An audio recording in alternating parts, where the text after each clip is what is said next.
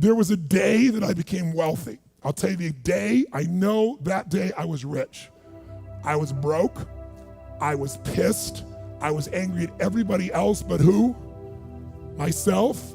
But really underneath it, I was mad at myself. I just couldn't beat myself up anymore, so I was pissed. And I had a friend that I loaned money to when I had barely enough, and I knew he needed it, and I gave him $1,200, and I'm here not able to eat. I'm down to like $25, $26, and I'm saying to him, calling him, and he's not returning my call, and I just need some money, and he's ignoring me. I didn't ignore him then, so I'm pissed. I'm frustrated. In the midst of all this, I'm also pragmatic. I got 25 and change, call it $26. What the hell am I gonna do? I don't have any plans for economics. I got overhead that's crazy. I'm living in this little tiny apartment, 400 square feet in Venice, California. So I thought, okay, when I was totally broke early on, when I was 17, I used to save my money up and go to the smorgasbord and load up for Christmas, load up for the week. So I said, I was in Venice, I'm gonna go over to Marina del Rey, where all the yachts are, and there's a place there called El Chorrito, and I'm gonna go, they have an all-you-can-eat smorgasbord, I'm gonna load up for the winter. I'm gonna get there. So I didn't drive there, because I wasn't gonna spend the gas to get there, plus I needed to walk, so I walked there. And I go in, I'm not dressed really great, but it's Marina del Rey, it's okay, and I got a place right by the window, and I can see these yachts going by, and I'm dreaming of what life could be like, and I'm starting to let go of my anger, and I'm starting to focus on what I want instead of what I don't want. How many followers say I? And that shifted me just a bit, and now I'm eating, which shifted me a lot. And I got this giant plate stacked up, and I don't know what the amount was. It was like, whatever, it was $6.95, $7.95, right? So I'm gonna do this, I could probably do this 3 or 4 times, right? Somewhere in that range. As I'm finishing my meal, this little boy comes in, dressed in a little suit.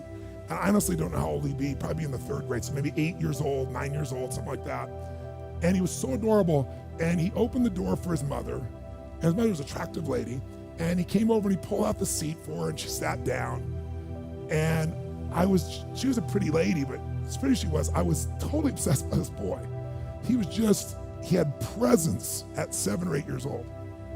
And it moved me. I don't know why, it moved me. And I thought, this kid is like pure. I want him to always be this way. He's such a good kid, he's a giver. So I got up and I paid for the meal, and whatever it was, $6, $7. So now I've got whatever left, $17, $18, $19. And I walk up to this little boy, and I said, excuse me. And I said, I just want to acknowledge you for being such an extraordinary gentleman. I said, I saw the way you treated your lady, how you opened the door, how you pulled the chair out. I said, that's class. I said, my name's Tony, what's yours? And I don't honestly remember his name, Charlie or something. And he looked up at me and I said, Charlie? I said, that's amazing, taking your date out for a lunch like this. He goes, well, actually, she's my mom. And I said, that's even more cool. And he said, oh, but I'm not taking her lunch because I think he said he was 8. I said, oh, yes, you are. I had no plan for this. I just reached in my pocket, I took all the money I had left, $17, $18, $19, and I put it on the table. I said, you're taking her to lunch. He looked up at me and he goes, I can't take that. I said, sure you can. He said, why? Because I'm bigger than you are. And he smiled real big, and I didn't even look at his mom. I just turned and walked away. And I didn't walk out of that door. I flew home. I should have been freaking out.